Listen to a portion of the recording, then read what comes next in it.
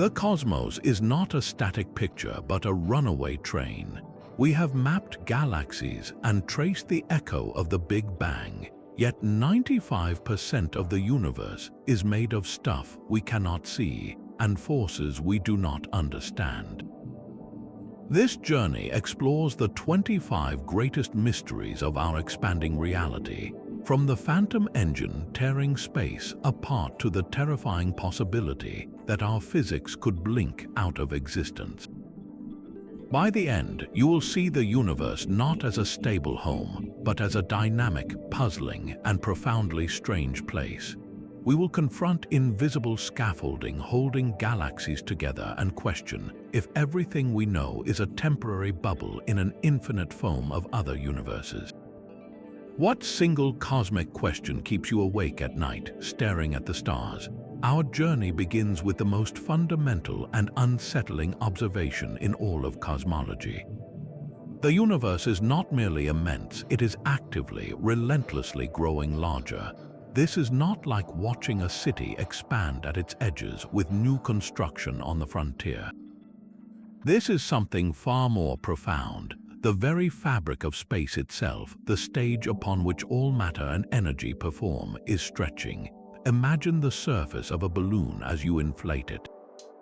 Glue a few pennies onto that rubber surface. As you blow more air into the balloon, the rubber stretches. The pennies, those galaxies, do not themselves move across the balloon's surface. Instead, the space between them literally grows. Now, here is the first crucial twist in the mystery.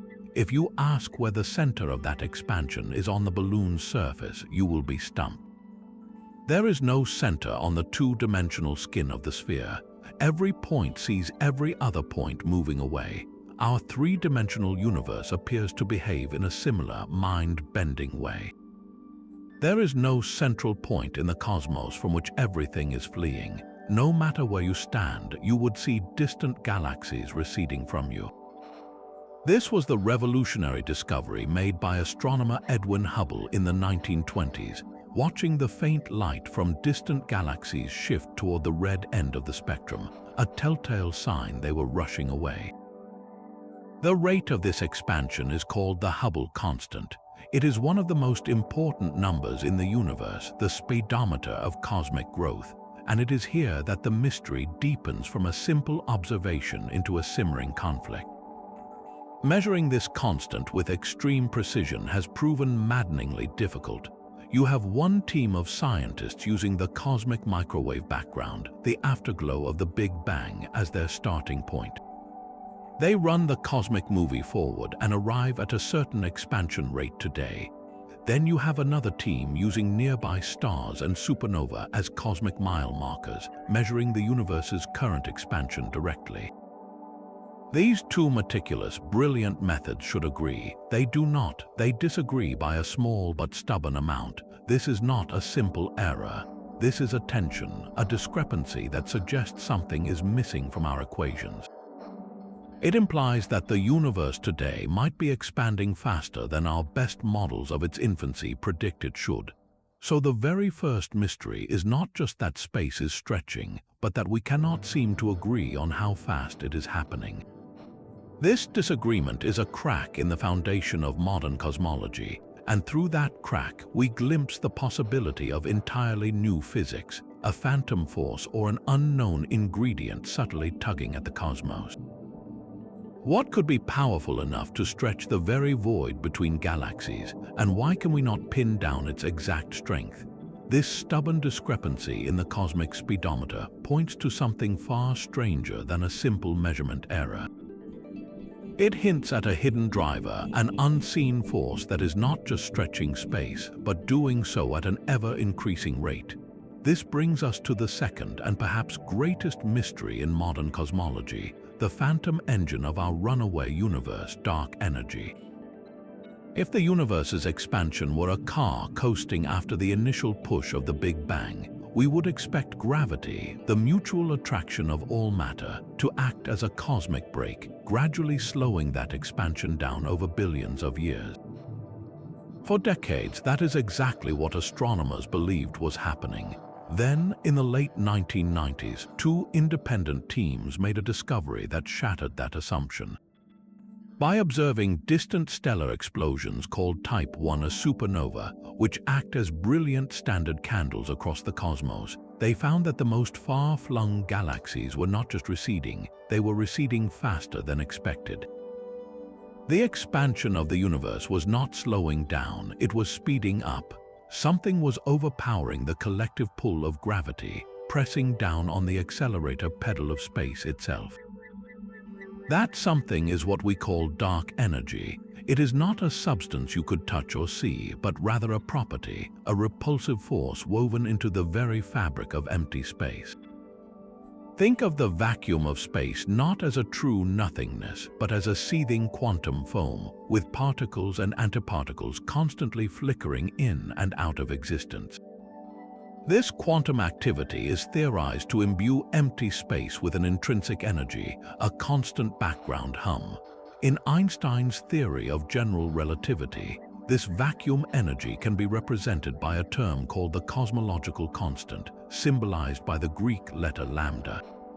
This lambda acts as a kind of anti-gravity, a steady pressure that pushes space apart.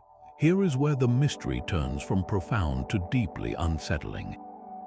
When physicists calculate how much of this vacuum energy should exist based on our best understanding of quantum mechanics, they arrive at a number so catastrophically huge it defies comprehension. The predicted energy density of empty space should be 10 to the power of 120 times greater than what we actually observe. That is a 1 followed by 120 zeros. If that theoretical prediction were correct, the repulsive force of the vacuum would have been so immense that it would have torn apart atoms, galaxies, and the universe itself in an instant after the Big Bang. Nothing resembling our cosmos could have ever formed, yet here we are. The observed effect of dark energy is real, its influence measured in the accelerating flight of galaxies, but its measured strength is almost zero, a whisper compared to the theoretical scream. This staggering mismatch, a factor of 10 to the 120, is known as the cosmological constant problem. It is the largest and most embarrassing discrepancy between theory and observation in the entire history of science. It tells us that something is profoundly wrong or profoundly incomplete in our understanding of the quantum world and how it couples to gravity. Dark energy is not just an unknown, it is an unknown that highlights a fundamental crack in the bedrock of physics. We have identified the engine of the cosmos, but its fuel and its blueprints remain a complete enigma. If dark energy is the phantom engine pressing the accelerator, then dark matter is the invisible scaffolding that holds the cosmic structure together. While dark energy makes up about 68% of the universe's total energy budget, dark matter accounts for roughly 27%. Everything we can see, every star, planet, and galaxy, all the ordinary matter made of atoms, constitutes less than 5% of the cosmos. So what is this mysterious 27%? We call it dark matter because it does not interact with light in any way. It does not shine, it does not glow, it does not absorb or reflect radiation. It is utterly transparent to the entire electromagnetic spectrum. Yet we know it is there because of its unmistakable gravitational handshake. The first compelling evidence came from watching how galaxies spin. In the 1930s, astronomer Fritz Zwicky was studying the Coma cluster, a massive group of galaxies. He calculated how fast individual galaxies were whizzing around within the cluster based on the amount of visible starlight, the mass he could see. The numbers did not add up. The galaxies were moving far too quickly. The visible mass in the cluster simply did not provide enough gravitational glue to hold the cluster together. It should have flown apart long ago. Something unseen, something with tremendous mass was binding it. Decades later, Vera Rubin provided even more definitive proof by looking at individual spiral galaxies. She meticulously mapped the rotation speeds of stars orbiting around galactic centers. According to Newton's laws, stars farther from the galactic core, where visible mass thins out, should orbit more slowly, just as Pluto orbits the Sun more slowly than Earth. But Rubin found something astonishing. The orbital speeds of stars remained high and nearly constant, even far out in the galactic suburbs where there were very few stars. This flat rotation curve meant there had to be a huge amount of unseen mass, a vast halo of dark matter enveloping each galaxy, providing the extra gravitational pull to keep those outer stars from flying off into intergalactic space. Another breathtaking piece of evidence comes from a phenomenon called gravitational lensing. Einstein's theory predicted that massive objects warp the fabric of spacetime, bending the path of light like a lens. When we look at distant galaxies, we sometimes see their light distorted into arcs and rings by the gravity of a massive foreground object. The amount of distortion tells us the total mass of that foreground object. Time and again, the distortion is far greater than the visible mass of the intervening galaxy cluster can produce. An immense, invisible mass, a cloud of dark matter, must be doing the bulk of the lensing. So we have a ghostly substance that shapes the cosmos on the grandest scales. But what is it made of? The leading candidate for decades has been a theoretical particle called a WIMP, a weakly interacting massive particle. These hypothetical particles would be heavy, far heavier than a proton, and interact only through gravity and the weak nuclear force, making them incredibly difficult to detect. Scientists have built exquisitely sensitive experiments deep underground, in old mines and beneath mountains, to shield them from cosmic rays, hoping to catch the faintest bump of a WIMP colliding with an atom in a vat of ultra-pure liquid xenon. So far, the detectors have remained silent. Another candidate is the action, a particle conceived to solve a different problem in particle physics. Actions would be incredibly light, possibly 1 trillion times lighter than an electron, but they would exist in such staggering numbers that they could account for the missing mass. Experiments are now hunting for these elusive particles by trying to convert them into photons in powerful magnetic fields. The continued null results have led some physicists to propose a radically different solution. What if there is no missing matter at all? What if our understanding of gravity itself is incomplete on the vast scales of galaxies? This is the premise of MOND, modified Newtonian dynamics.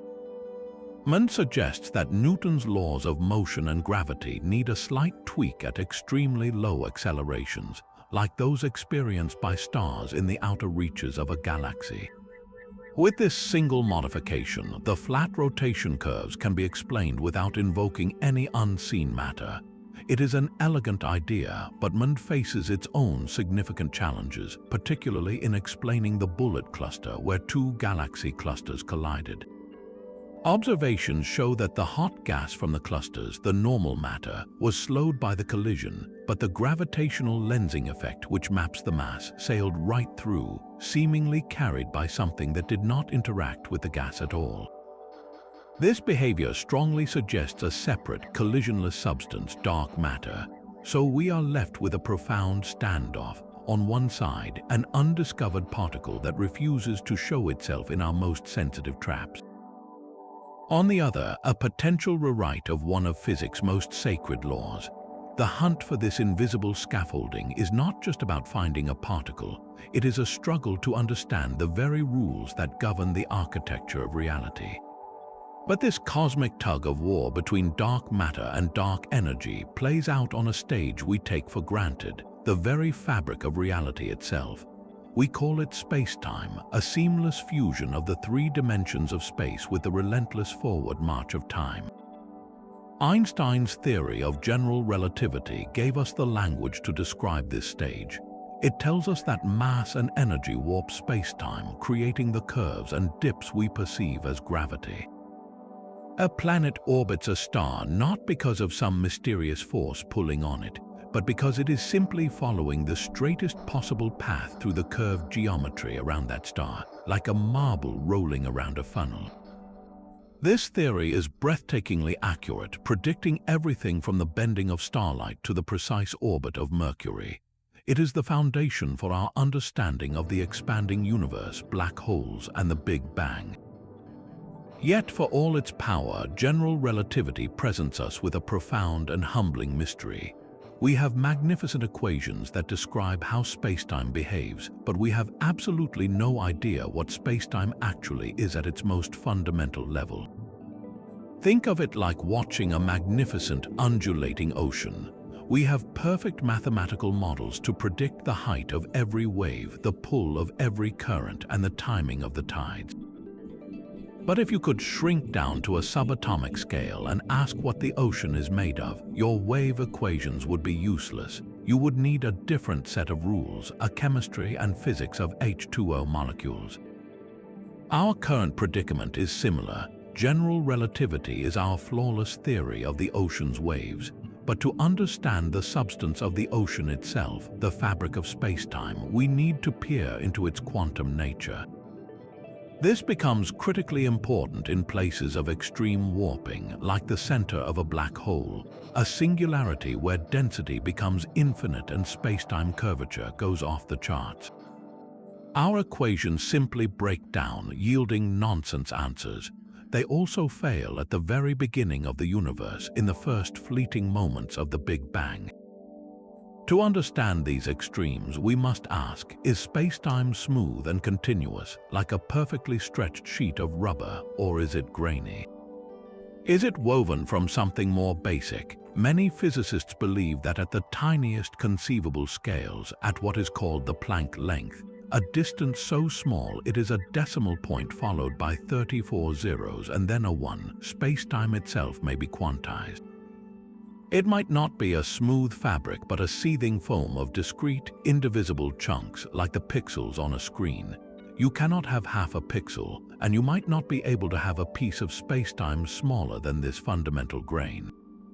This idea of a pixelated universe is central to the greatest quest in modern physics, the search for a theory of quantum gravity. We have two towering pillars of 20th century science, quantum mechanics, which rules the world of the very small with probability and uncertainty, and general relativity, which governs the cosmos with smooth geometry. The problem is, these two theories are utterly incompatible. They speak different mathematical languages and give contradictory answers when forced to meet. A theory of quantum gravity would be the Rosetta Stone, translating between these two realms. It would describe gravity not as curvature, but as an exchange of particles called gravitons, emerging from the quantum interactions of spacetime's fundamental building blocks. Candidates like string theory suggest these building blocks are not points, but tiny, vibrating loops, with their different vibrations giving rise to all particles and forces. Loop quantum gravity proposes that space itself is woven from a network of intersecting loops, creating a fabric of finite, quantized threads. These are beautiful, mind-bending ideas, but they remain untested by experiment. The scale of this quantum grain is so inconceivably small that probing it directly is far beyond our current technology. So we are left with a universe that runs on a stage whose fundamental material is unknown. We navigate its curves and expansions perfectly, yet we are blind to its true texture. Is reality ultimately smooth, or is it a cosmic tapestry, stitched together from trillions upon trillions of invisible threads? The answer lies in the heart of a black hole and the first instant of time, waiting for a new physics to reveal it. This profound ignorance of spacetime's true nature makes an observation about our universe even more baffling. Look up at the night sky in any direction, and you will find a cosmic background of microwave radiation, the cooled remnant of the universe's fiery birth. This afterglow is astonishingly uniform. Whether we point our telescopes toward the constellation Orion or in the exact opposite direction, the temperature of this radiation is the same to an incredible precision, fluctuating by less than 1 part in 100,000. At first glance, this smoothness seems comforting, a sign of a well-mixed and homogeneous beginning. But when you consider the physics of the standard Big Bang model, this uniformity becomes a profound paradox known as the horizon problem. The problem is about contact, or rather, the absolute lack of it. In the classic Big Bang scenario, the universe expands from an initial hot, dense state. There is a fundamental speed limit in the cosmos, the speed of light. This means that since the beginning of time, any signal, any influence, any whisper of heat can only have traveled a finite distance.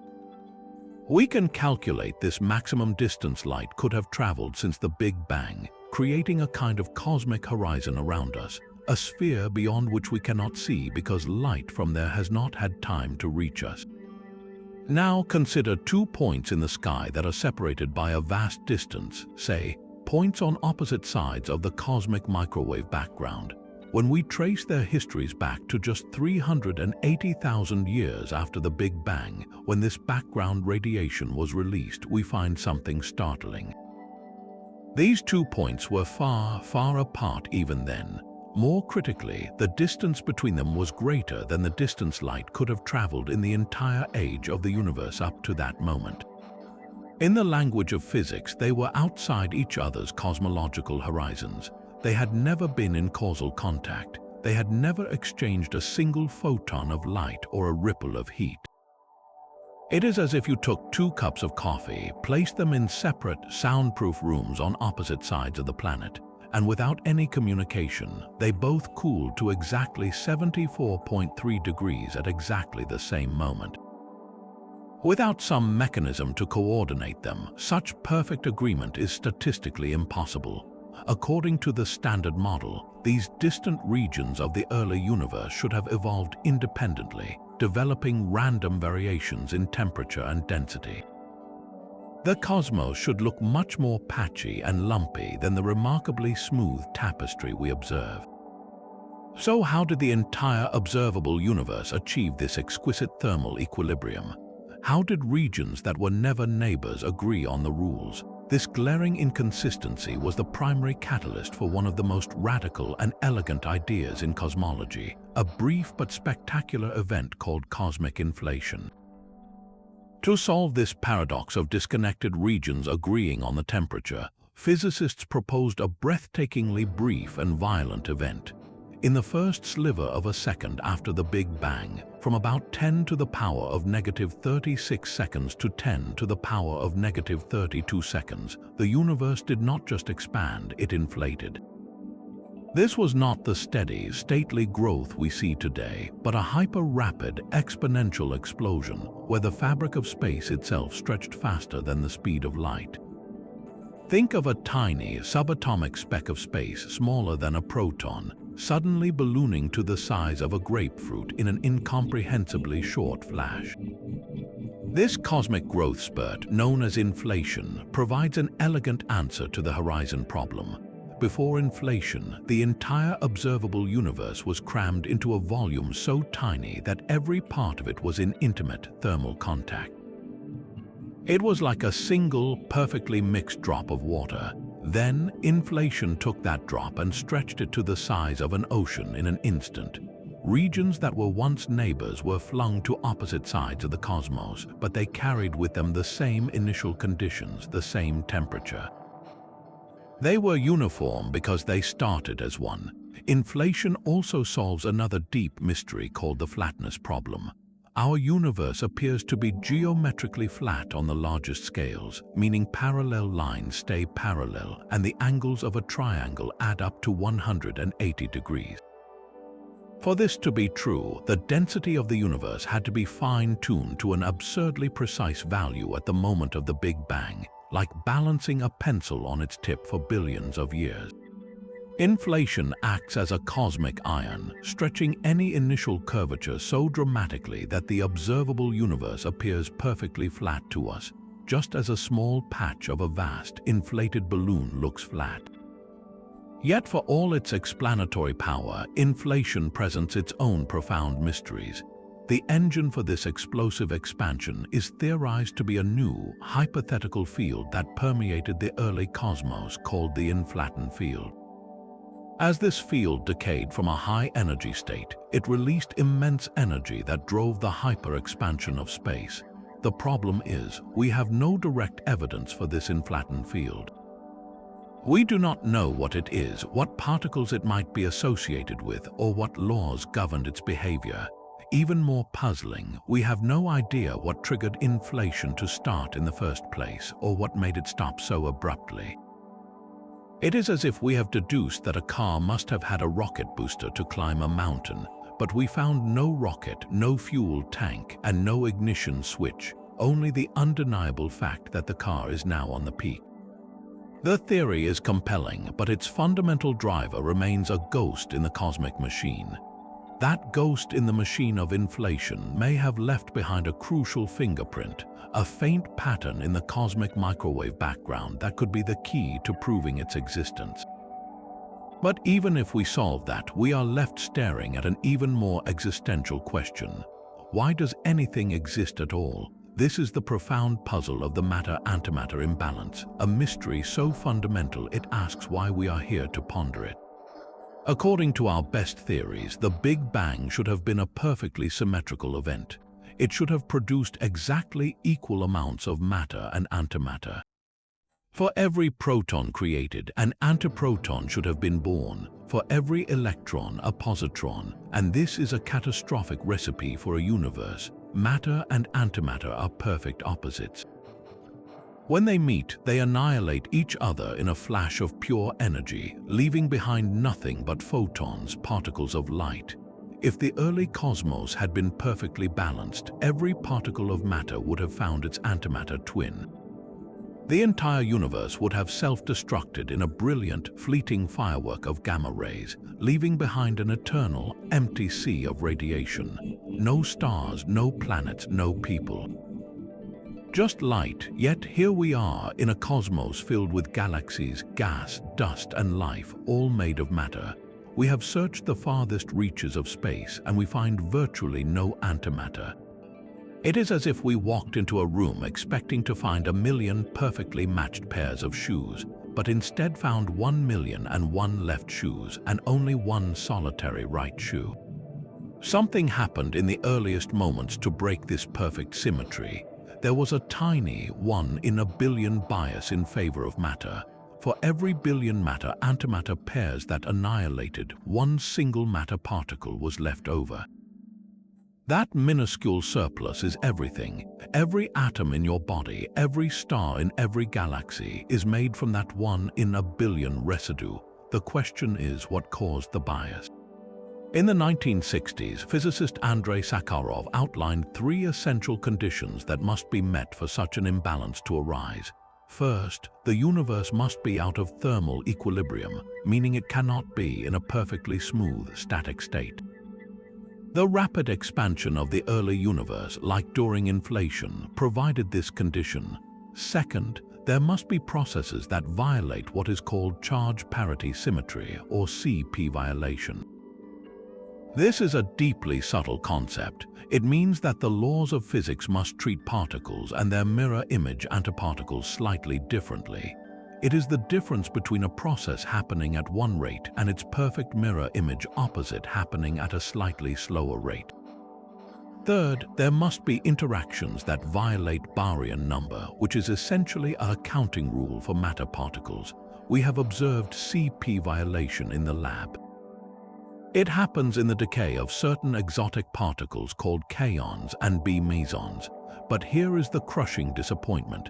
The amount of CP violation we have measured in these particle decays is far, far too small. It is off by a factor of about 10 billion. The slight asymmetry we see is a tiny whisper, utterly insufficient to explain the thunderous imbalance we see in the cosmos. So we are missing something colossal. Either there is a source of immense CP violation that happened only in the extreme energies of the very early universe and has since vanished, or our understanding of the imbalance is completely wrong.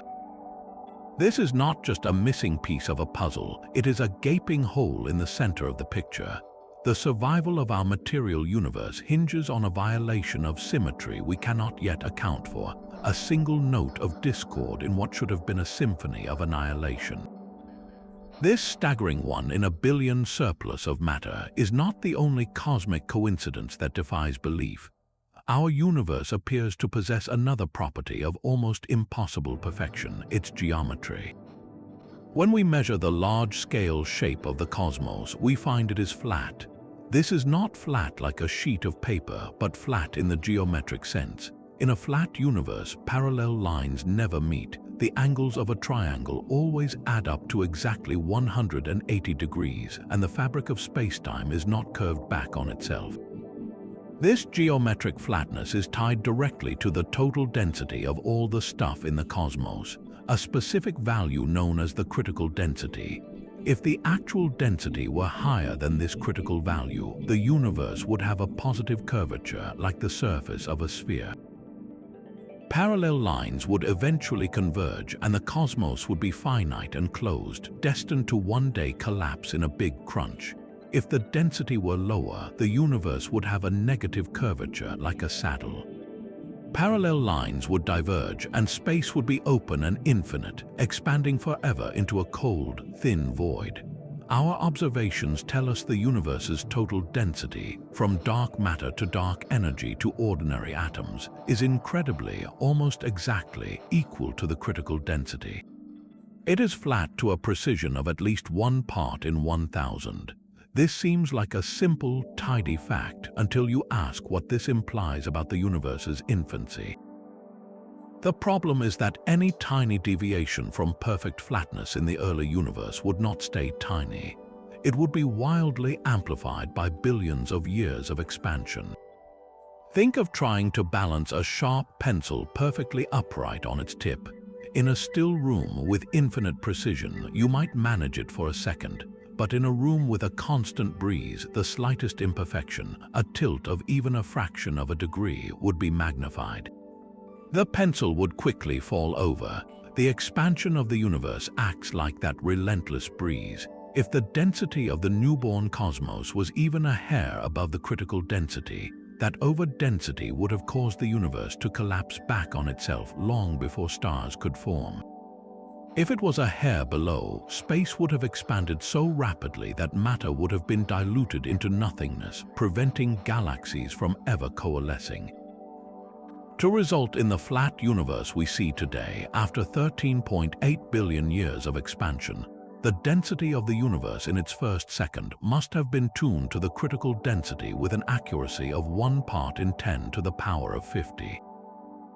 That is a 1 followed by 50 zeros. It is a number so preposterously precise it is like specifying the diameter of the observable universe to within the width of a single atom.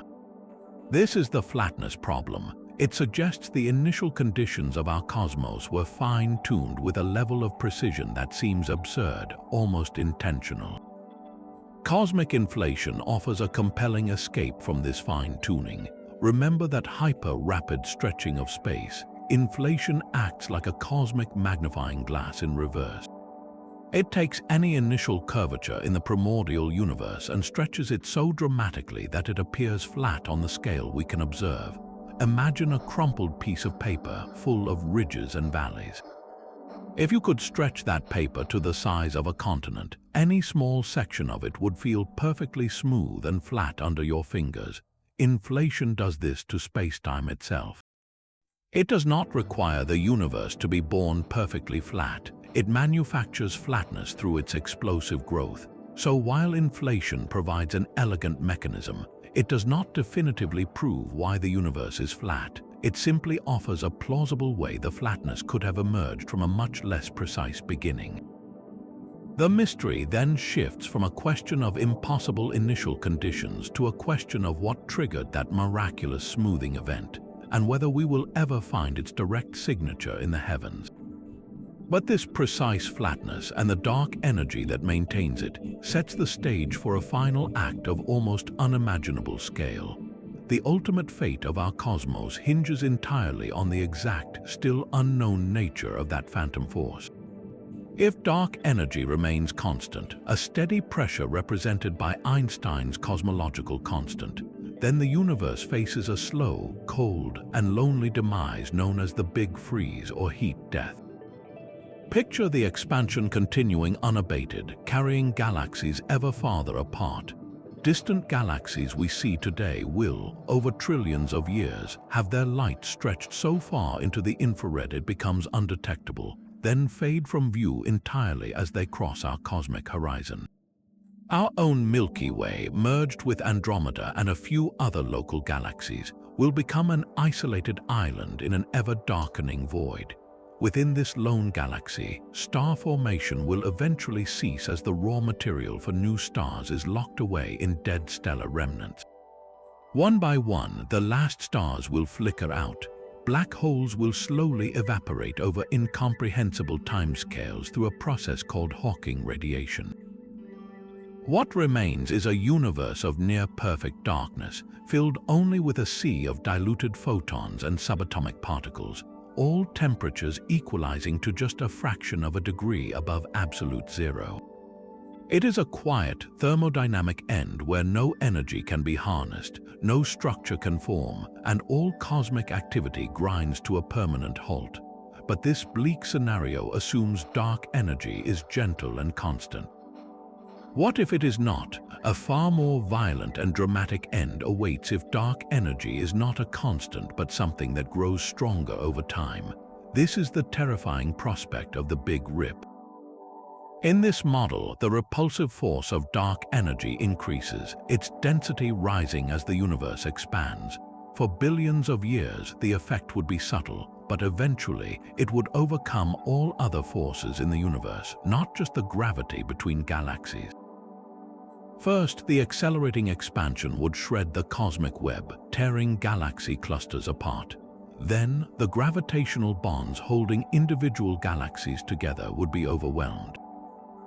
Stars would be flung from their galactic homes into the endless dark. As the force intensifies, it would attack smaller structures. A few months before the end, in this hypothetical timeline, the dark energy tearing at our solar system would exceed the sun's gravitational grip. Earth would be ripped away from its star. In the final minutes, the force would surpass the gravity holding our planet together. Mountains, continents, and then the very ground beneath your feet would be pulled into space. In the last infinitesimal fraction of a second, the binding forces of atomic nuclei and even subatomic particles would be overcome. Every atom, every proton and electron would be torn asunder. The universe would end not with a whimper, but with a catastrophic, fundamental shredding of spacetime itself, leaving behind a meaningless sea of disconnected particles unable to ever interact again. The difference between a frozen eternity and a violent dissolution rests on a single, unmeasured parameter, the equation of state of dark energy, often denoted by the letter W. If W is exactly -1, the energy is constant and the big freeze awaits. If W is less than -1, dark energy strengthens, dooming us to the Big Rip. Our current measurements suggest W is very close to -1, but the error bars still allow for the more terrifying possibility. The ultimate destiny of all existence, therefore, hangs in the balance of a decimal point we have not yet pinned down. The ultimate fate of the cosmos forces us to look backwards to the very beginning. But here we encounter the greatest, most humbling mystery of all. What or where did the Big Bang itself come from? Our best scientific narrative tells us that around 13.8 billion years ago, the entire observable universe was compressed into an infinitesimally small, hot, and dense state. This starting point is what we call a singularity, a term that is less an explanation and more a confession of ignorance. In the mathematics of general relativity, a singularity is a point where quantities like density, temperature, and curvature become infinite. It is a place where volume goes to zero and the known laws of physics simply stop working. The equations break down, yielding nonsensical answers. Asking what happened before the Big Bang in the context of classical cosmology is like asking what is north of the North Pole. Time as we understand it may have begun at that singularity. The question itself seems to lose meaning, yet the human mind and modern physics cannot rest there. The singularity is not a physical answer, it is a signpost that tells us our current theory is incomplete. To understand the origin, we need a theory that marries gravity with quantum mechanics, one that can peer into that moment of creation. Some speculative ideas attempt to do just that. One profound possibility is that the universe emerged from a seething quantum foam, a probabilistic froth at the smallest possible scales where the concepts of before and after blur. In this foam, tiny bubbles of spacetime can spontaneously fluctuate into existence, borrowing energy from the vacuum before vanishing again.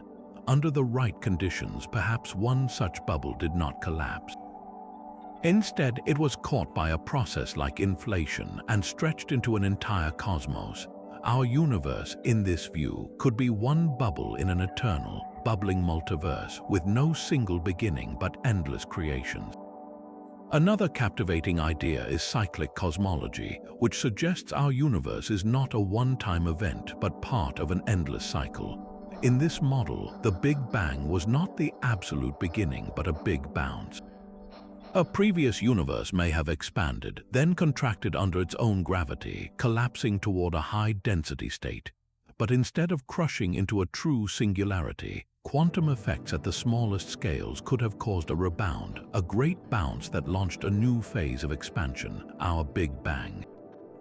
The cosmos would then be an eternal phoenix, dying in fire and being reborn from its own ashes in an endless loop.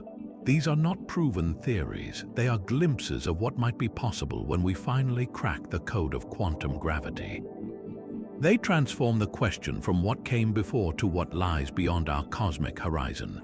The search for the origin is ultimately the search for the laws that govern reality itself, laws that must have existed in some form to allow anything at all to be. This search for a deeper origin leads to a chilling possibility about the nature of reality itself. Perhaps our universe is not just one of many, but it is also profoundly unstable. Our current understanding of particle physics suggests the cosmos might be sitting in a state of precarious, temporary calm, a condition known as a false vacuum. Think of it like a marble resting in a small dip on the side of a steep hill.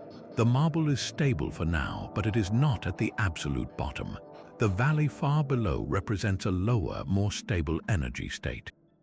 A strong enough jolt could send the marble rolling out of its shallow bowl and down the mountainside. In cosmic terms, the marble is the Higgs field, an invisible energy field that permeates all of space and gives particles their mass. The dip it currently sits in might not be the true, lowest energy valley. If this is correct, then the entire structure of our reality is built on a quantum ledge. The terrifying mechanism for falling off that ledge is called vacuum decay. It could begin with a single, random quantum fluctuation in some distant corner of space, a tiny bubble where the Higgs field tunnels through its energy barrier and drops into that lower, more stable state. This bubble would expand at nearly the speed of light, its wall a sphere of fundamentally new physics. Inside this bubble, the laws of nature as we know them would cease to exist.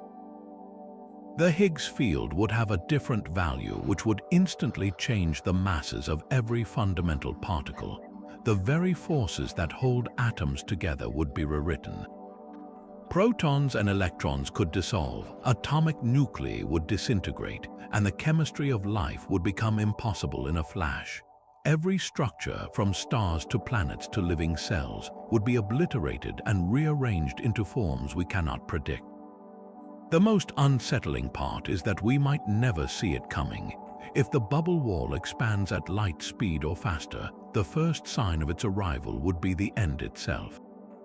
One moment, the universe is as it is, the next, an advancing wall of new physical law consumes everything, leaving a transformed and likely lifeless cosmos in its wake. This is not a distant cosmic fate like the Big Freeze. Vacuum decay could be triggered at any moment, anywhere, with no warning. It represents an existential vulnerability woven into the fabric of our reality. A reminder that the physics we rely on might only be a local, temporary arrangement in a much stranger cosmic landscape. The fragility of our cosmic bubble hints at a staggering possibility. Perhaps it is not the only one. This brings us to one of the most controversial and mind-expanding ideas in modern physics, the multiverse hypothesis. The concept suggests our entire observable universe, with its hundreds of billions of galaxies, might be just one isolated region within an infinitely larger, perhaps eternal, collection of other universes. Think of it as a single soap bubble floating in a froth of countless other bubbles, each with its own unique physical laws and constants. This is not mere science fiction, but a theoretical possibility that emerges naturally from our two most ambitious frameworks for understanding reality, inflation and string theory. The version born from cosmic inflation is called eternal inflation. Recall that brief, hyper-rapid expansion thought to have smoothed our early cosmos. In eternal inflation, that process never truly stops everywhere at once. Imagine an eternally bubbling pot of water. Most of space continues inflating at a fantastic rate, but here and there, random quantum fluctuations cause the inflation field to decay in a localized patch. In that patch, inflation ends, energy converts into matter and radiation, and a stable, hot universe like our own begins to form, a bubble universe. But the inflating background continues forever, spawning an endless chain of new bubbles, each causally disconnected from the others, forever out of reach. Our entire cosmic history, from the Big Bang to today, is just the local story inside our one bubble. String theory, the attempt to unify all forces by describing particles as vibrating strings, paints a different but equally vast picture.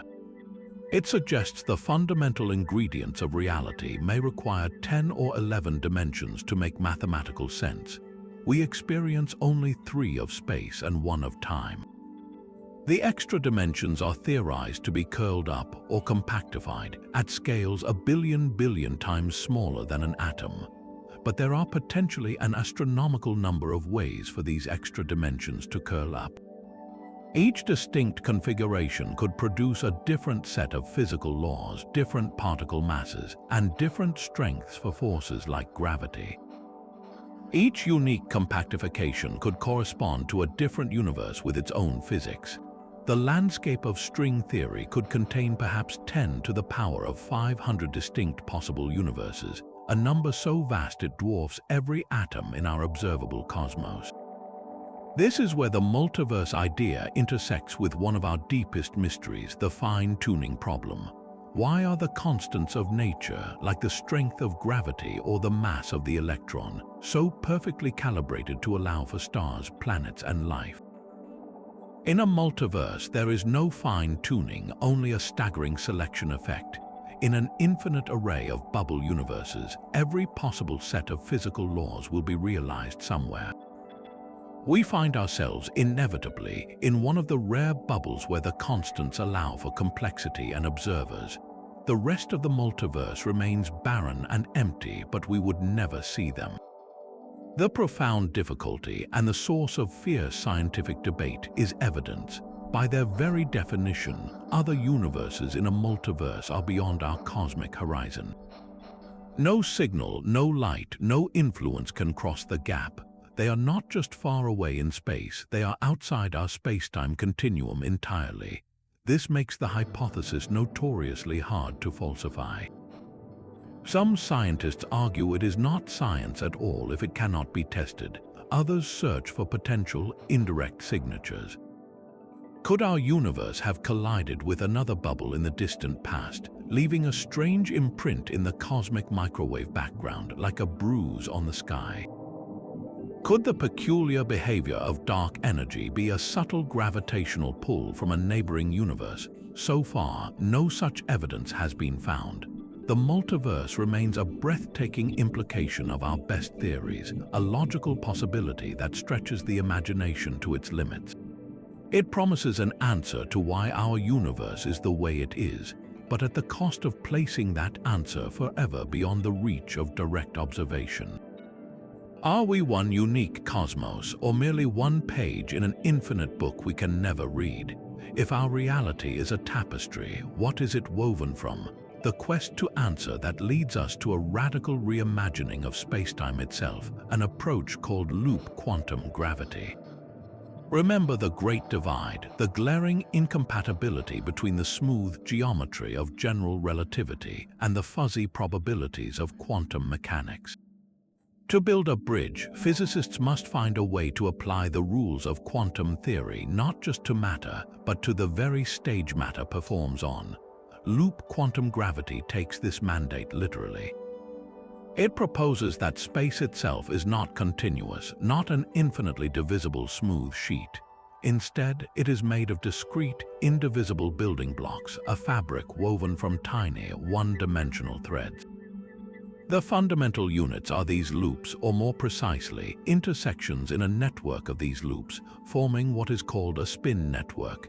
Picture a vast, intricate mesh, like an unimaginably fine three-dimensional spiderweb.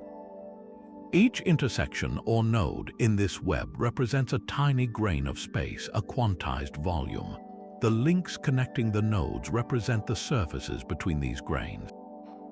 The key is that these volumes and areas can only take on specific, discrete values, much like an electron in an atom can only occupy specific energy levels. There is no such thing as half a quantum of space. This solves the singularity problem at the heart of black holes and the Big Bang. In loop quantum gravity, you cannot compress matter into an infinitely dense point of zero volume because you eventually reach the smallest possible grain of space. The mathematics suggests that at these extremes, gravity becomes repulsive, causing a bounce. Instead of a Big Bang singularity, there could have been a big bounce from a previous universe. Instead of a black hole singularity, matter might reach a maximum density and rebound, perhaps into a new region of spacetime. This stands in stark contrast to the other great contender for a theory of everything, string theory. While loop quantum gravity starts with Einstein's general relativity and tries to quantize space directly, string theory starts with quantum mechanics and attempts to include gravity. Its fundamental objects are not loops of space, but vibrating strings of energy. The different vibrational modes of these strings correspond to different particles. One note might be an electron, another a photon, and a particular vibration is the hypothesized graviton, the quantum carrier of gravity. String theory requires extra spatial dimensions, all curled up at microscopic scales. The mathematical landscapes of these two theories are vastly different and so far irreconcilable. Loop quantum gravity operates in a background-independent framework, meaning the spin network defines space itself. There is no empty stage for it to exist upon. String theory, in most formulations, still requires a pre-existing spacetime for the strings to vibrate within. The challenge for both, however, is the same, a profound lack of experimental evidence. The scale of these fundamental structures is the Planck length, about 10 to the power of negative 35 meters. Probing this directly is far, far beyond any particle accelerator we could ever build. So the battle between these beautiful, complex mathematical visions plays out on blackboards and in supercomputers. A struggle to describe the threads of reality with no way yet to see if the tapestry they predict is the one we actually live in. The threads of reality, whether loops or strings, face their ultimate test at the edge of a black hole. Here, our two great theories of physics are pushed to a breaking point, creating a paradox so profound it threatens the very logical foundation of quantum mechanics. This is the black hole information paradox. At its heart is a simple, profound principle from quantum theory. Information cannot be destroyed. Every particle carries information about its properties, its quantum state. When particles interact, that information is scrambled, but it is never erased. You could, in principle, reverse the equations and trace any present state back to a unique past. This principle of unitarity is the bedrock of predictability in the quantum world. Now, bring a black hole into the picture. According to Einstein's general relativity, a black hole is defined by its event horizon, a point of no return. Once matter or light crosses this boundary, it is lost forever to the outside universe, destined for the mysterious singularity at the center. The black hole from the outside is described by only three simple numbers: its mass, its electric charge, and its spin. If you throw a grand piano, a library of books, or a hard drive full of data into a black hole, the black hole simply gets a little more massive and spins a little differently. All the intricate information about what made up those objects, the arrangement of atoms in the piano, the words in the books, the ones and zeros on the hard drive, seems to be utterly erased from our universe.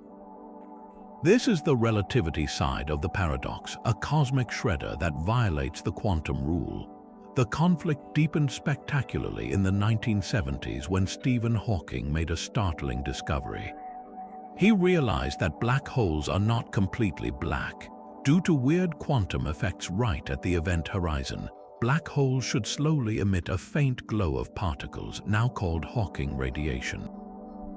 This radiation carries energy away from the black hole, causing it to lose mass and over unimaginable eons completely evaporate. Here is the crux of the paradox. Hawking radiation, according to his original calculation, is purely thermal.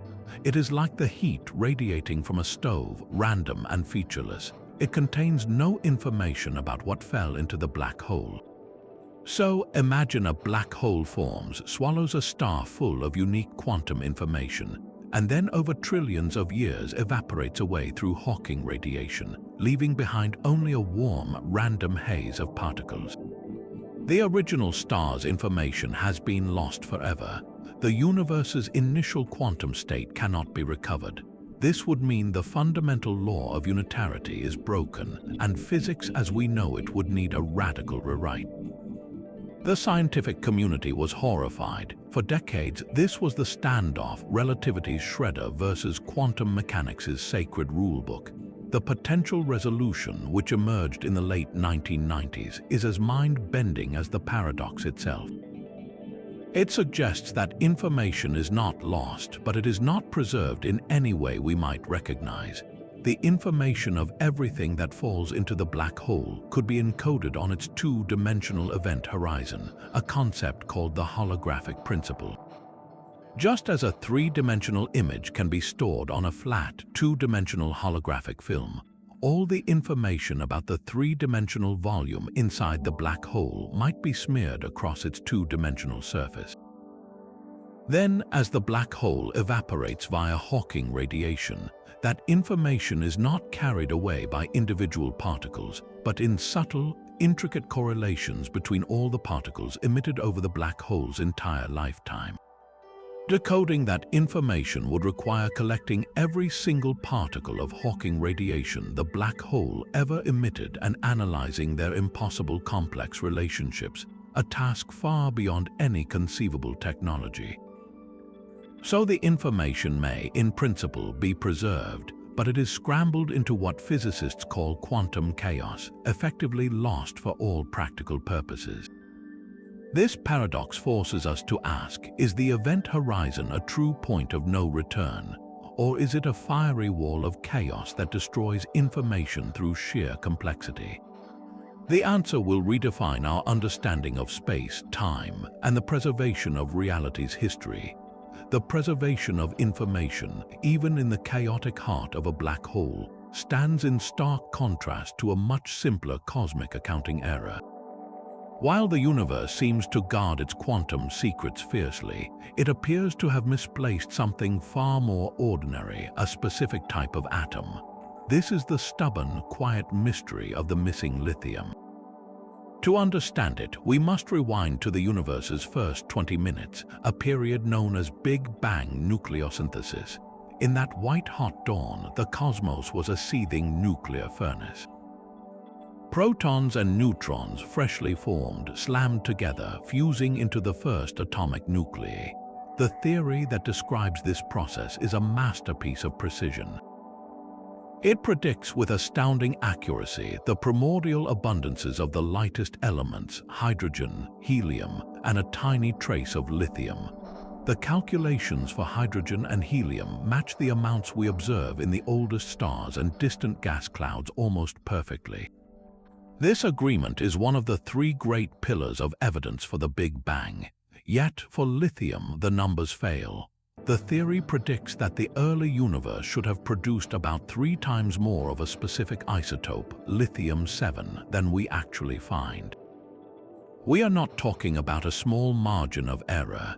The oldest stars in our galaxy, which formed from nearly pristine material, show a consistent lithium abundance that is only about a third of the predicted value. It is as if a cosmic factory with perfect records for every other product came up short on one specific item, and no one can find the shipping manifest that explains the loss. This is not a trivial detail. Big Bang nucleosynthesis is a tightly constrained model with little room for adjustment. The conditions of temperature, density, and expansion rate are pinned down by other, flawless predictions. So this lithium deficit points to a gap in our understanding of nuclear physics in those extreme first moments, or perhaps to some exotic process in the early universe that selectively destroyed lithium before the first stars even formed. Could unknown particles have interfered with the delicate nuclear reactions? Might our understanding of how stars consume lithium on their surfaces be incomplete? For decades, astronomers have checked and rechecked the observations, scrutinized the nuclear reaction rates, and proposed subtle tweaks, but the discrepancy remains a small, persistent crack in an otherwise pristine window into the universe's first moments. These subtle cracks in our cosmic window pale in comparison to a much larger, more chilling imperfection: the cosmic microwave background, that near-perfect snapshot of the infant universe, holds a few colossal, unexplained features that defy simple statistics. The most famous and perplexing of these is a region known simply as the cold spot. It is not a small blemish. This anomalous area, located in the constellation Eridanus, spans a staggering 1.8 billion light-years across, a yawning chasm in the sky where the temperature of the ancient radiation is about 70 microkelvins colder than the surrounding average. That may sound tiny, but on such an immense scale, it is a profound deviation. Probability calculations suggest that a feature this large and this cold should be exceedingly rare in a universe born from standard inflation, with odds of appearing by random chance at less than 2%.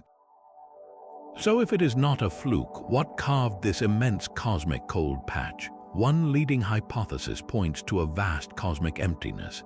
If an enormous region of space, a supervoid with far fewer galaxies and clusters than average, lies between us and the cold spot, it could provide an explanation. As light from the cosmic microwave background travels through such a void, it must climb out of the gravitational well of this underdense region. This process, called the integrated Sachs-Wolf effect, would cause the photons to lose a tiny amount of energy, shifting them to longer, cooler wavelengths. Think of rolling a ball up a gentle hill. It slows down. The light, in climbing out of the void's shallow gravitational pit, would appear slightly cooler. Astronomers have indeed found a large underdense region in the general direction of the cold spot, but there is a problem. The observed void is not nearly large enough or empty enough to account for the dramatic temperature drop. The numbers do not add up. This mismatch has fueled a far more exotic possibility. Could the cold spot be a scar, a gravitational bruise left on our universe from a collision with another bubble universe in the multiverse? In the theory of eternal inflation, our cosmos is one bubble in a froth of others. If, during its early expansion, our bubble universe grazed another, the energy released at the boundary could have imprinted a specific kind of cold, circular signature on the cosmic microwave background. The cold spot size and profile are intriguingly consistent with what such a collision might produce. It would be a direct, though incredibly subtle, fingerprint of a cosmos beyond our own. Of course, scientists are cautious. Extraordinary claims require extraordinary evidence, and a supervoid, even an insufficient one, is a more mundane explanation than a multiverse collision. Further mapping of galaxy distributions and more precise measurements of the cold spot's polarization are needed. This mysterious patch of cold sky forces us to confront a fundamental question: is our universe perfectly isotropic, a smooth and featureless expansion, or does it bear the marks of a more violent, interconnected birth? The answer may be written in the faintest chill of the ancient light. The faint chill of the cold spot is a whisper from the universe's infancy, but we are now learning to listen to its most violent modern-day screams. In 2015, a century after Einstein predicted them, scientists finally captured the first direct evidence of gravitational waves. These are not waves of light or sound, but literal ripples in the fabric of spacetime itself, generated by the most cataclysmic events in the cosmos. The detection was made by LIGO, the Laser Interferometer Gravitational Wave Observatory, an engineering marvel consisting of two enormous L-shaped detectors in the United States, each arm stretching 4 kilometers long. The principle is beautifully simple, yet its sensitivity is almost unimaginable. A laser beam is split and sent down the two perpendicular arms, bouncing off mirrors at the ends to recombine. In calm spacetime, the light waves cancel each other out, but when a gravitational wave passes through Earth, it literally stretches space in one direction and squeezes it in the perpendicular direction, changing the length of the arms by a minuscule amount.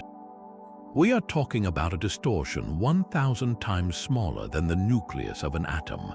This tiny shift alters the laser light pattern, creating a signal. That first historic chirp, lasting just 0.2 of a second, was the death spiral of two black holes, each about 30 times the mass of our Sun, merging over 1.3 billion light-years away.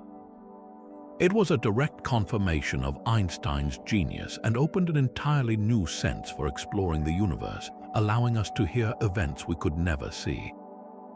But almost immediately, this new sense began reporting baffling news. The black holes we are hearing collide are often surprisingly heavy. According to our best models of stellar evolution, when a massive star dies in a supernova, the core that collapses into a black hole should have an upper limit. The violent death is thought to blow away so much material that the remaining black hole should not exceed about 40 or 50 solar masses. Yet, LIGO and its European counterpart Virgo have repeatedly detected mergers involving black holes in what astronomers call the upper mass gap, with individual masses of 60, 80, even 100 times that of our Sun. One event involved a black hole of 85 solar masses merging with 166 times the Sun's mass, creating a monster of 142 solar masses. These are not just big, they are inexplicably big. How do you get a star to leave behind a corpse that hefty? One tantalizing possibility is that these are not stellar corpses at all, but ancient relics from the dawn of time, primordial black holes. Theorized to have formed not from dying stars, but from extreme density fluctuations in the first second after the Big Bang, these phantom objects could be lurking throughout the cosmos, invisible and ancient. Their collisions would sound exactly like the mergers we are detecting. Another possibility is that they are second or third generation black holes, the products of previous mergers in dense stellar environments, slowly building up mass over cosmic time. Each detection is like hearing a crash in a dark room. We know something colossal just happened, but we are still fumbling to identify the exact shapes of the colliding objects. The gravitational wave universe is a symphony of cosmic violence, and some of the loudest instruments playing are ones we never knew could exist. The symphony of cosmic collisions is measured in distortions of spacetime itself, but some mysteries are far quieter, discovered not in the violent crashes of black holes but in the silent drift of human-made objects into the dark. In the 1980s and 90s, as the twin Pioneer 10 and Pioneer 11 spacecraft sailed beyond the orbits of the outer planets and into the abyss, mission controllers noticed something deeply strange. The probes, humanity's first emissaries to the outer solar system and beyond, were not quite where they should have been. radio signals tracking their precise positions revealed a tiny, unexplained deceleration, an almost imperceptible tug pulling them back toward the sun. This was the Pioneer anomaly, a minuscule drift of less than a billionth of a meter per second squared. To put that in human terms, it is equivalent to the gravitational pull you would feel from a single grain of sand held a few feet away. Yet, over years and billions of miles of travel, this whisper of a force added up to a navigational discrepancy of hundreds of thousands of miles. For decades, this anomaly haunted the edges of physics. It was a signal so faint it could have been nothing, yet it persisted, a ghost in the machine of deep space navigation. The immediate, thrilling possibility was that we had stumbled upon a crack in Newton's or Einstein's laws, a hint of new physics at the vast scales of the solar system. Could it be evidence of a subtle, galaxy-wide effect of dark energy, manifesting as a drag on objects moving through the cosmos? Perhaps it pointed to a modification of inertia or gravity itself, a clue that our understanding of these fundamental forces was incomplete in the quiet, empty stretches between stars. The mystery captured the imagination because it was so clean, so simple, two identical spacecraft on similar trajectories, both reporting the same strange whisper from the void. The eventual explanation, however, was a masterclass in engineering humility. Through painstaking analysis of decades-old design blueprints and telemetry data, a team of scientists determined that the most likely culprit was not a new force of nature, but something profoundly mundane: heat. The Pioneer spacecraft were powered by radioactive thermoelectric generators, which produced a steady flow of waste heat. This heat radiated from the craft's electronics, and crucially, it did not radiate perfectly evenly in all directions. A tiny fraction more heat was emitted from the rear-facing surfaces of the spacecraft than from the front. This anisotropic thermal radiation, this lopsided glow of infrared photons, acted like a faint, constant photon rocket, gently pushing the craft backward. Each individual photon carried a minuscule amount of momentum, but over decades, the collective push of countless trillions of photons created the observed deceleration. While most of the anomaly was convincingly explained by this thermal recoil force, a tiny sliver of the effect remained debated, a reminder that the cleanest signals are often the hardest to fully resolve. The Pioneer anomaly stands as a monument to a specific kind of scientific beauty, the pursuit of a whisper. It showed that even our most precise instruments are part of the experiment, and that the path to profound discovery often begins by chasing a discrepancy no larger than a cosmic sigh. That faint whisper from the Pioneer probes, a ghost of heat in the void, reminds us how exquisitely sensitive our questions about gravity have become.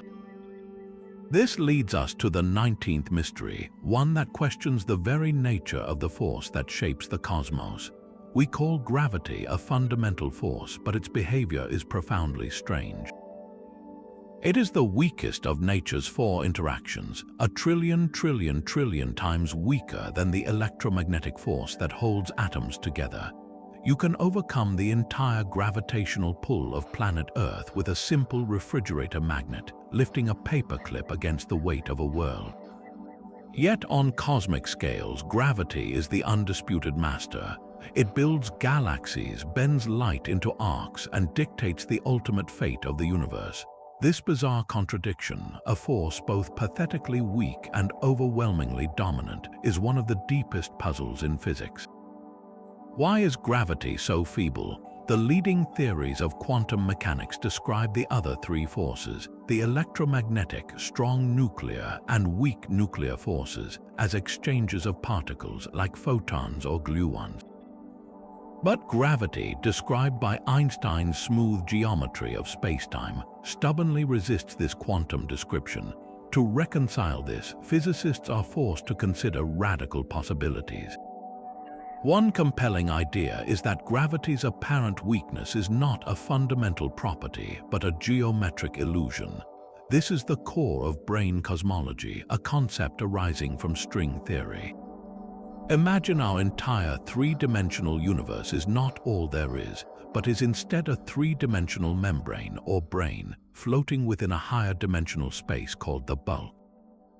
All the particles and forces we know, like electrons and photons, are like paint stuck to the surface of this brain, unable to leave it. But gravity, the curvature of space-time, might be different. It could be the one force that is not confined to our brain. It could leak or dissipate into the extra dimensions. Think of it like this. If you are in a room and someone turns on a light bulb, the light fills the three-dimensional space. But if that room had a hidden fourth spatial dimension, some of the light's energy would seep into that unseen direction, making the room seem dimmer from your three-dimensional perspective. In the same way, if gravity's lines of force can spread out into extra dimensions, its strength on our brain would be dramatically diluted. What we perceive as a weak force might, in the full higher dimensional reality, be just as strong as the others. It only seems feeble because most of its influence is leaking away into a space we cannot perceive. This would elegantly explain the staggering difference in strength between gravity and electromagnetism. A different, even more radical idea challenges the premise that gravity is a fundamental force at all. What if it is not a primary ingredient of the universe but a secondary effect, an emergent phenomenon? This view, championed by some theoretical physicists, suggests that gravity is akin to temperature or pressure. Temperature is not a fundamental property of a single air molecule. It emerges from the collective, chaotic motion of trillions of molecules. In a similar way, gravity might emerge from the collective behavior of something more fundamental, perhaps the quantum entanglement of spacetime's microscopic building blocks. In this entropic gravity picture, the force we feel is not a pull, but a statistical tendency toward disorder. A system naturally evolves toward states of higher entropy or disorder. When matter is present, the most probable arrangement of the underlying quantum bits of spacetime is one where matter is clustered, creating what we perceive as a gravitational attraction. It is not that mass tells spacetime how to curve, but that the most statistically likely configuration of the quantum vacuum in the presence of mass results in curved geometry. This turns our intuition inside out. Gravity would not be the director of the cosmic play, but a byproduct of the stage's own microscopic chaos. These two visions, one of gravity leaking into other realities and one of it emerging from quantum statistics, represent the frontier of our understanding.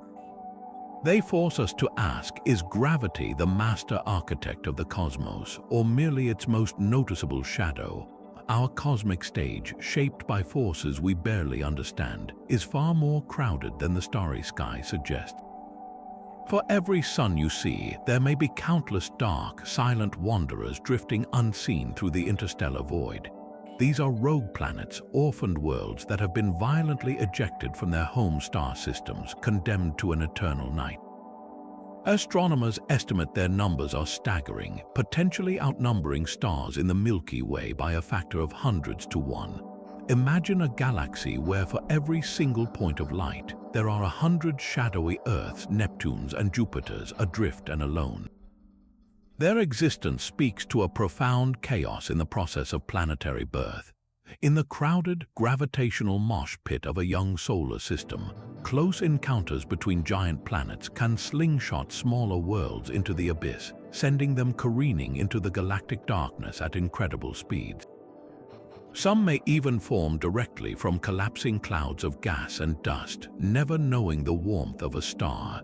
These dark nomads are nearly impossible to detect as they emit no light of their own. We find them only by rare chance when their gravity briefly bends and magnifies the light of a distant background star, an event called microlensing. Each detection is a ghostly footprint, hinting at a vast, hidden population of worlds between the stars. Their sheer abundance forces a radical rethink. Planetary systems may be the exception rather than the rule, and stable orbits like our own a precious rarity in a violently dynamic cosmos. This hidden ocean of rogue worlds was underscored by the arrival of two unmistakable visitors from beyond our solar system. In 2017, astronomers in Hawaii spotted a strange object speeding past the sun. They named it Oumuamua, which in Hawaiian means a scout or messenger from the distant past. Its trajectory was hyperbolic, meaning it was not bound by the sun's gravity, it was just passing through. This was the first confirmed interstellar object ever detected within our solar system. Its characteristics were baffling. It exhibited no visible coma, the fuzzy envelope of gas and dust that defines a comet, yet it showed a slight but undeniable acceleration that could not be explained by gravity alone. This non-gravitational push sparked wild speculation. Could it be a light sail from an alien civilization? While fascinating, the more likely explanation involves outgassing, the release of trapped gases acting like a natural thruster, but the required composition would be exotic. Even stranger was its shape, inferred from extreme variations in brightness. Oumuamua appeared to be highly elongated, perhaps 10 times as long as it was wide, tumbling chaotically through space like a cosmic cigar. Then, in 2019, a second visitor arrived, 2I/Borisov. This object was unmistakably a comet with a clear tail of gas and dust, confirming that interstellar space is littered with icy material. These two travelers, so different from each other, tell a powerful story. They are celestial driftwood cast out from the formative processes around other stars. Their very presence and the inferred vast numbers needed for us to have spotted two in just 2 years suggests that the building blocks of planets and the planets themselves are constantly being exchanged between stars. Every solar system may be both a factory and a catapult, creating worlds and then hurling a fraction of them into the galactic wilderness. The silent, dark multitude of rogue planets and the occasional visible passerby like Oumuamua paint a picture of a galaxy in constant, turbulent flux, where the concept of a stable home planet is perhaps the greatest cosmic luck of all. Those dark nomads drifting between the stars are not the only unseen population that could be haunting the cosmos. There is another, far more ancient and elusive candidate for the missing mass of the universe, one forged not in the death of stars, but in the violent birth of everything. This is the tantalizing possibility that dark matter, the invisible scaffolding of galaxies, is made of primordial black holes. Imagine black holes that did not form from collapsing stars, but from the raw, seething energy of the Big Bang itself. In the first chaotic fraction of a second, when the universe was a dense, hot soup of fundamental forces, tiny regions of space could have experienced extreme fluctuations in density. If a pocket of this primordial plasma became dense enough, it could have collapsed directly under its own gravity, pinching off a black hole. These would be cosmic fossils, relics from the universe's first moments, wandering the darkness ever since. They would span a vast range of sizes, from microscopic specks with the mass of a mountain to colossal behemoths thousands of times the mass of our Sun. For decades, this idea was a compelling but fringe hypothesis. The problem was always one of numbers. If dark matter is made of these primordial black holes, they must be abundant enough to account for 27% of the cosmos. Yet we have not seen them. They would be black, giving off no light, but they should betray their presence in other ways.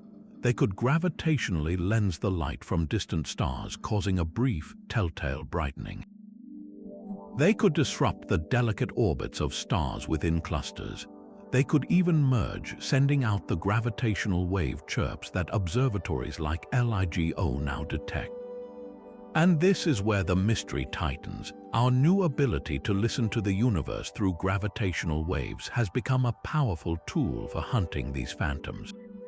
The mergers we have heard so far involve black holes in a specific mass range, mostly between a few times and a few dozen times the mass of our Sun. The sheer number of these events suggests a population of black holes that is larger than expected from stellar collapse alone, hinting that some could indeed be primordial.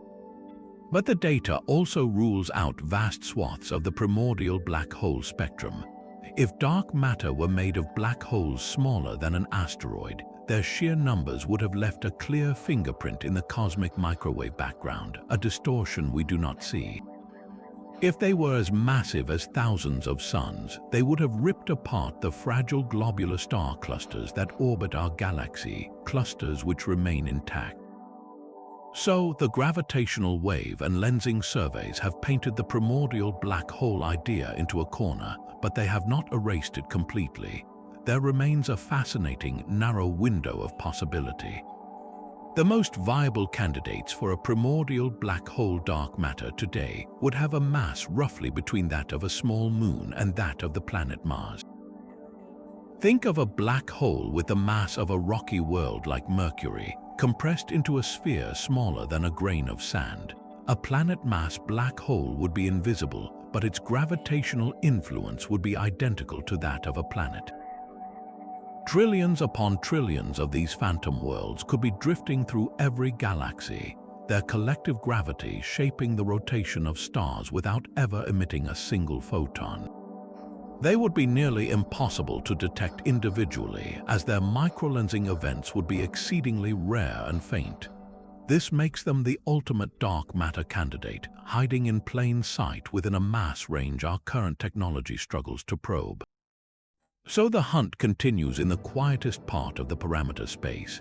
Are we surrounded by a halo of ancient planetary mass black holes, the leftover cinders from creation's first fire? The answer would mean that the dark matter mystery is not about an unknown particle, but about the oldest and most extreme objects in the universe. The silent drift of phantom worlds is punctuated by the universe's most violent and fleeting screams. From the depths of intergalactic space, telescopes occasionally capture a burst of radio waves so intense it defies belief. These are fast radio bursts, cosmic flashes that unleash more energy in a single millisecond than our sun emits over an entire year. Imagine the total power output of 100 billion stars, concentrated and fired into the void in the time it takes a camera's shutter to click. Then, just as suddenly, the signal vanishes, leaving only a faint, dispersing echo across billions of light years. For years after their discovery, these events were singular mysteries, one-off explosions that seemed to come from nowhere and lead to nothing. The central question was agonizing: what natural engine could possibly be that powerful, that compact, and that brief? The leading suspects were cataclysmic one-time events, like the collision of two ultra-dense neutron stars or the final death cry of a star collapsing into a black hole. Such events would be truly explosive, destroying the source completely, which would explain why we never saw a repeat signal from the same spot. But the cosmos had a surprise in store. Astronomers began to find repeaters. Certain locations in the sky would fire off not one, but multiple bursts, sometimes with a semi-regular pattern. This changed everything. A repeating source cannot be destroyed, so the engine behind it must be something that can survive its own monstrous outburst, something that can recharge and fire again and again. This pointed squarely at the most magnetic objects in the universe, magnetars. These are a special class of neutron stars, the collapsed cores of massive stars, but with magnetic fields 1,000 trillion times stronger than Earth. A magnetar's crust is under unimaginable strain, and it can occasionally crack in a starquake, releasing pent-up magnetic energy in a flash that could power a fast radio burst. The theory gained stunning support when, in 2020, a magnetar within our own Milky Way galaxy emitted a radio burst that, while much weaker than the extragalactic giants, shared many of the same characteristics. It was a smoking gun, but not a complete solution. The extreme bursts from other galaxies are far more energetic than anything our local magnetar has produced. This suggests they might be younger, more active magnetars, or perhaps magnetars operating within a unique environment, like the dense plasma cloud surrounding a supermassive black hole.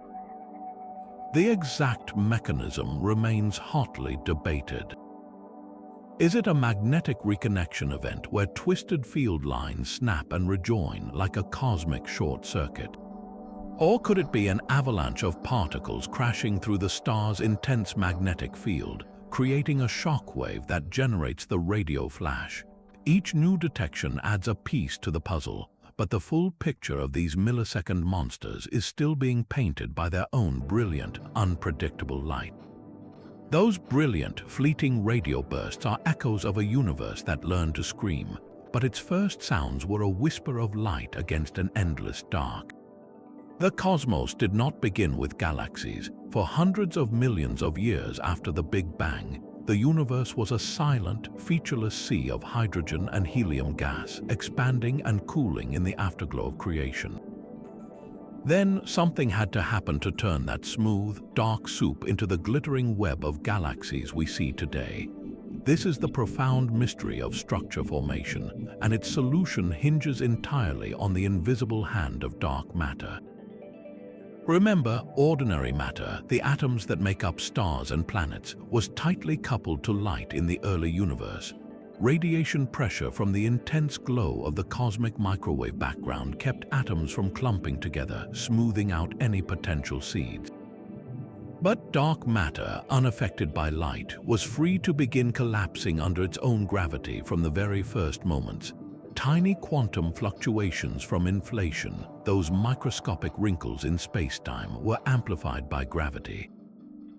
Dark matter began to pool in these slightly denser regions, drawing in more dark matter, building an invisible skeleton, a cosmic scaffold.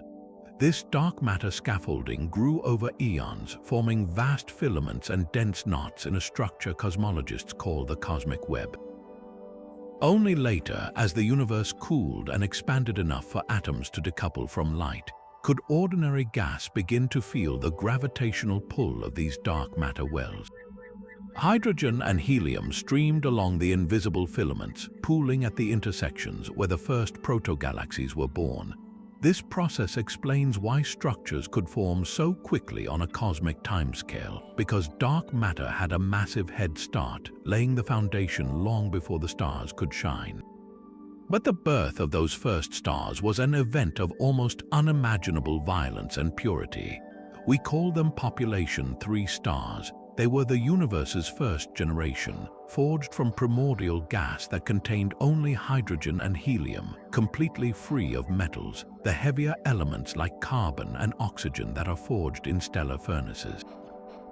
Without metals to help the gas cool and fragment efficiently, these first stars grew monstrous. They are thought to have been behemoths, hundreds of times more massive than our sun, burning at ferocious temperatures with a brilliant bluish-white light.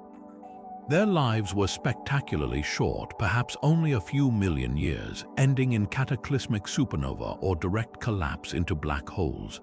In their death throes, they performed the universe's first act of cosmic alchemy, forging and scattering the first heavy elements into the surrounding gas. This seeded the cosmos with the raw materials for rocky planets and future generations of smaller, longer-lived stars like our Sun. Yet, for all their importance, we have never directly seen a single population 3 star.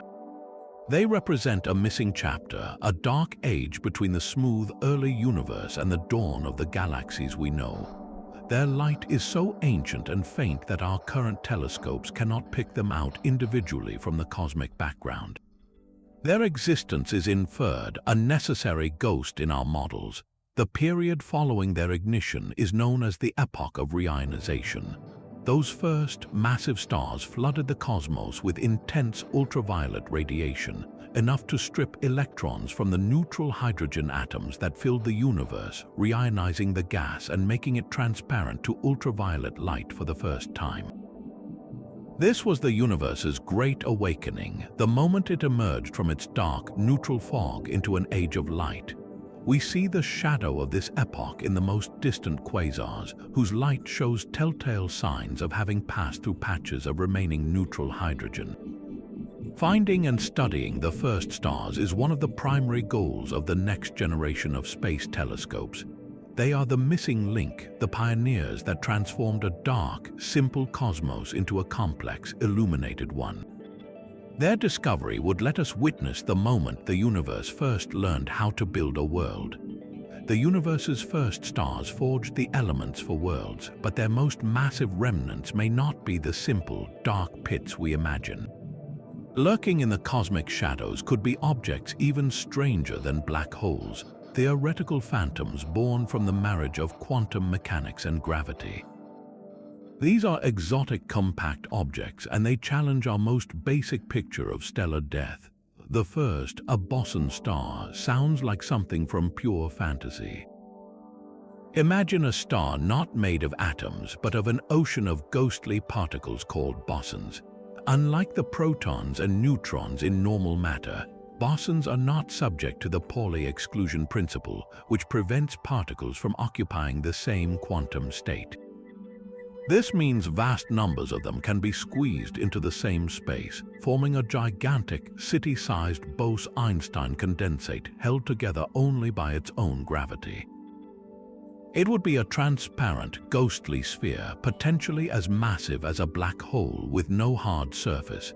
Light could orbit it, creating a brilliant ring of photons, yet it would have no event horizon. Matter falling toward it might not be lost forever, but could slosh through its diffuse quantum core and re-emerge scrambled on the other side.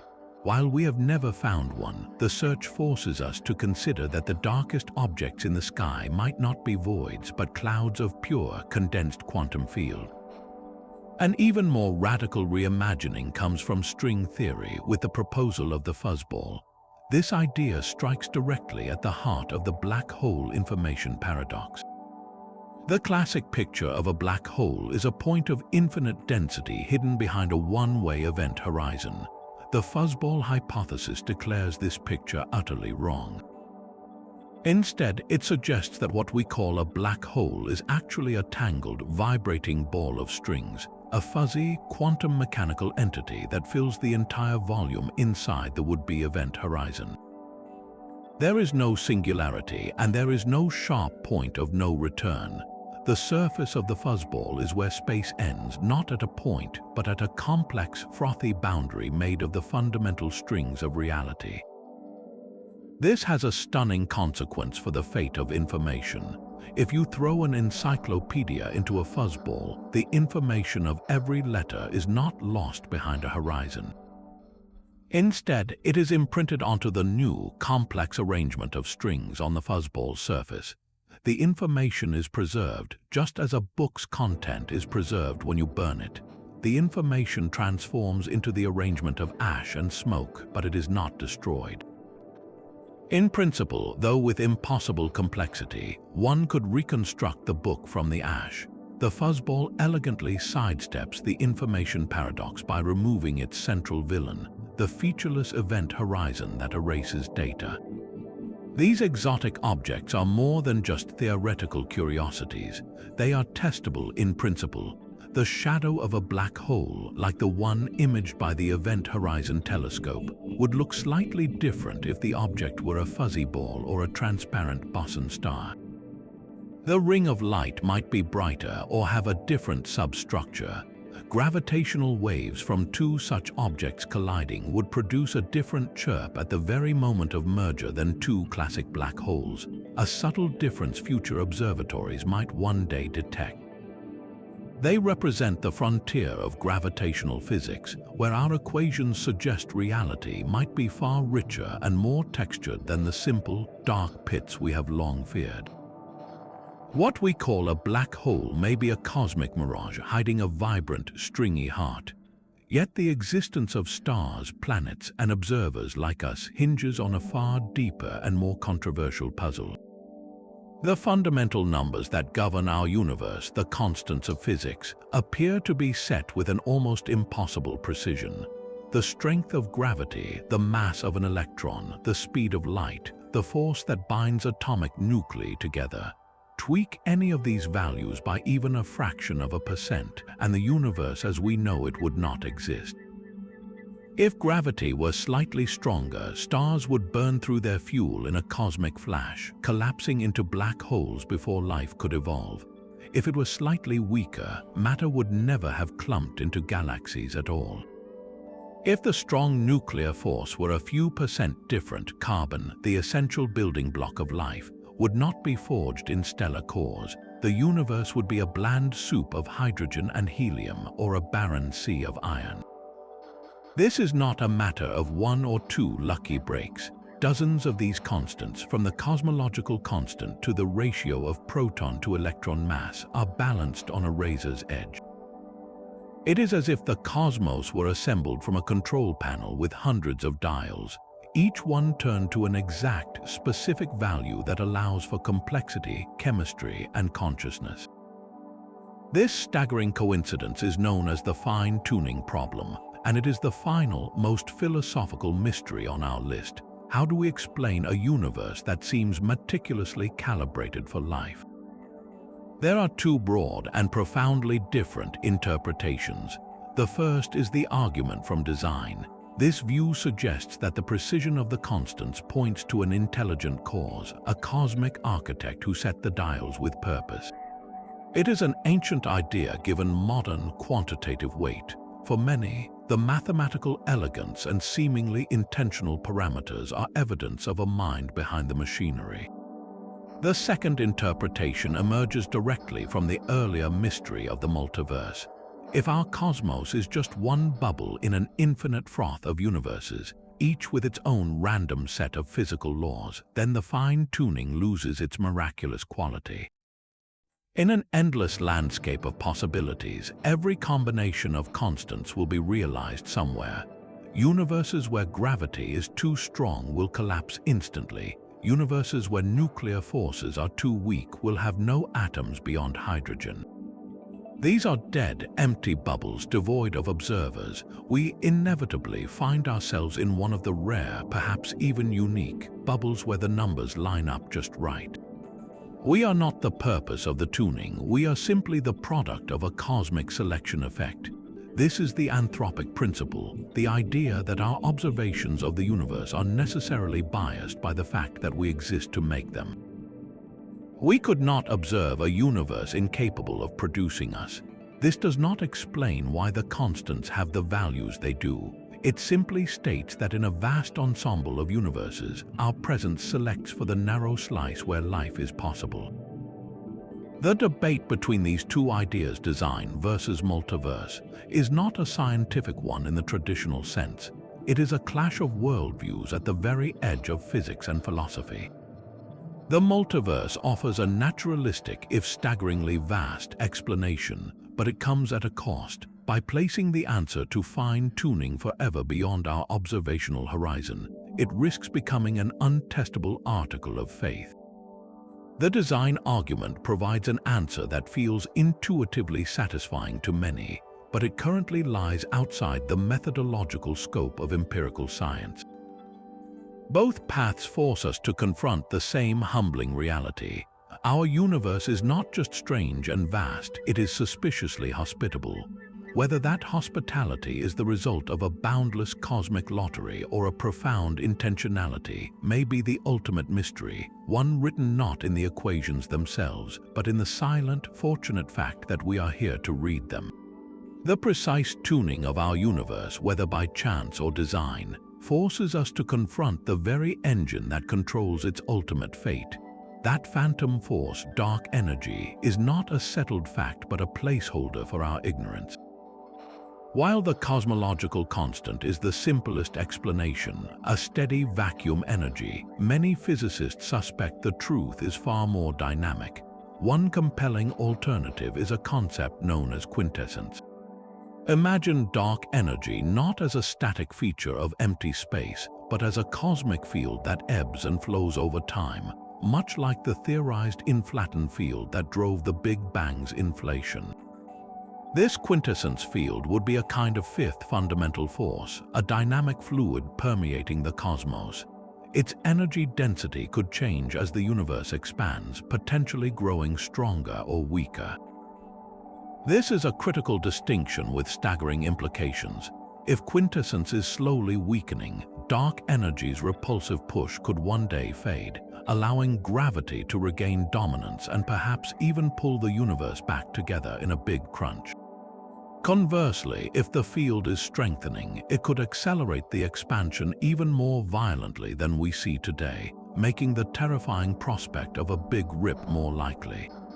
The name itself, quintessence, is borrowed from ancient philosophy, referring to a fifth element beyond earth, air, fire, and water that permeates the heavens. In modern cosmology, it represents the search for a living, breathing component to the dark energy puzzle, one that evolves and interacts in ways we have yet to map. The challenge is that a quintessence field, by its very nature, would be incredibly difficult to distinguish from a simple cosmological constant with our current data. Both could produce the accelerated expansion we observe today. To tell them apart, we need to measure not just that the universe is expanding faster, but precisely how that expansion rate has changed over billions of years. This requires looking deeper into the past, using distant supernova, galaxies, and quasars as cosmic mile markers across different epochs. A completely different school of thought challenges the premise of inventing a new, mysterious substance altogether. What if dark energy is not a substance at all, but a sign that our theory of gravity itself is flawed on the largest scales? This path leads to modified gravity theories. Einstein's general relativity has passed every local test with flying colors, from the orbit of Mercury to the bending of starlight. But its validity across the vast, diffuse stretches of intergalactic space remains an assumption. Perhaps on these cosmic scales, gravity behaves differently. One prominent class of these theories is called F of R gravity. In simple terms, it proposes that the equations of general relativity need an extra term, a modification that becomes significant only in regions of extremely low density, like the great voids between galaxy clusters. In this view, the accelerated expansion isn't driven by a repulsive dark energy force, but is a natural consequence of gravity itself weakening over immense distances. It is as if the glue holding the cosmos together becomes slightly less sticky in the emptiness, allowing space to stretch more easily. The appeal is philosophical elegance. We would not need to invent a new, undetected component making up 68% of the universe. The cost, however, is complexity. Modifying Einstein's beautifully simple equations often introduces theoretical instabilities or strange new behaviors that must be carefully constrained. The race is now on to devise clean, observational tests that can separate these competing visions. Will future telescopes see a subtle shift in the expansion history that reveals a dynamic quintessence field slowly changing its strength? Or will ultra-precise maps of galaxy clustering and the cosmic web reveal a fingerprint of gravity bending the rules on grand scales? The answer will not just tell us what dark energy is, it will decide whether we need to fundamentally rewrite our understanding of the contents of the cosmos or the very laws that govern its shape. 25 cosmic riddles, from the accelerating void to the phantom scaffolding, and we have barely scratched the surface of a single reality. The overwhelming truth is this: 95% of the universe is made of stuff we cannot see and forces we do not understand. Every answer we find, from gravitational waves to the cosmic microwave background, simply reveals a deeper, more profound layer of questions. The quest for a final theory, a single elegant framework that unites quantum mechanics with gravity, remains the holy grail of physics. Whether it emerges from the vibrating strings of M-theory or the woven loops of quantum gravity, that ultimate map is still being drawn, its outlines hidden in the mathematics of the Planck scale and the shadows of black holes. This is not a story of completion, but of perpetual discovery. The human drive to look up and ask why is the same impulse that took us from campfires to cosmos. We are the universe trying to understand itself, and the most thrilling possibility is that the biggest revelations, the truths that will rewrite every textbook, are still waiting in the dark just beyond the edge of our light. Keep looking up, keep wondering, and let us know in the comments which of these 25 mysteries keeps you staring at the stars.